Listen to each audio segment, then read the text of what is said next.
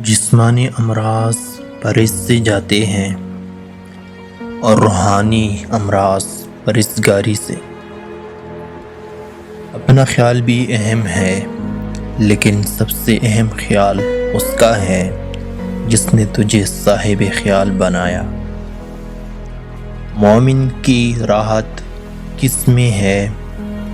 اگر غفلت ہو گئی ہو تو سجدے میں، اگر گناہ ہو گئی ہو تو توبے میں۔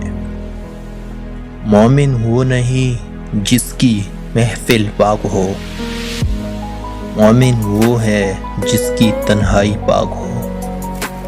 انسان کو اچھی سوچ پہ وہ انعام ملتا ہے جو اس سے اچھے اعمال پہ بھی نہیں ملتا، کیونکہ سوچ میں دکھاوا نہیں ہوتا۔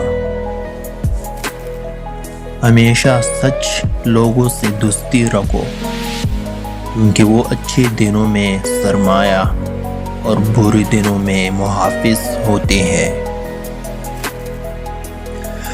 علم وہ نہیں جو آپ نے سیکھا ہے، علم تو وہ ہے جو آپ کے عمل اور کردار سے ظاہر ہو۔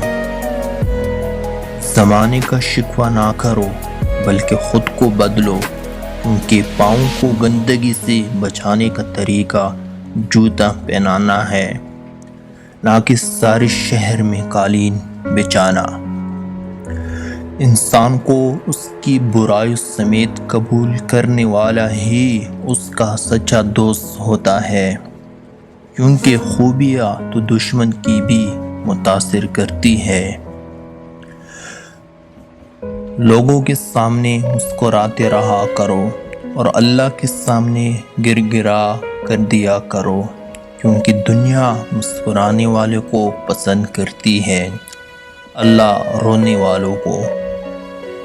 بہترین انسان عمل سے پہچانا جاتا ہے، کیونکہ اچھی باتیں تو دیواروں پہ بھی لکھی ہوتی ہیں۔ تم پانی جیسے بنو جو اپنا راستہ خود بنا لیتا ہے، پتھر جیسے مت بنو جو دوسروں کا راستہ بھی روک لیتا ہے۔ جو شخص تمہارا غصہ برداشت کر لے اور وہ ثابت قدم رہے تو وہ تمہارا سچا دوست ہے۔ جیت کی عادت اچھی ہوتی ہے، لیکن کچھ رشتوں میں ہار جانا ہی بہتر ہوتا ہے۔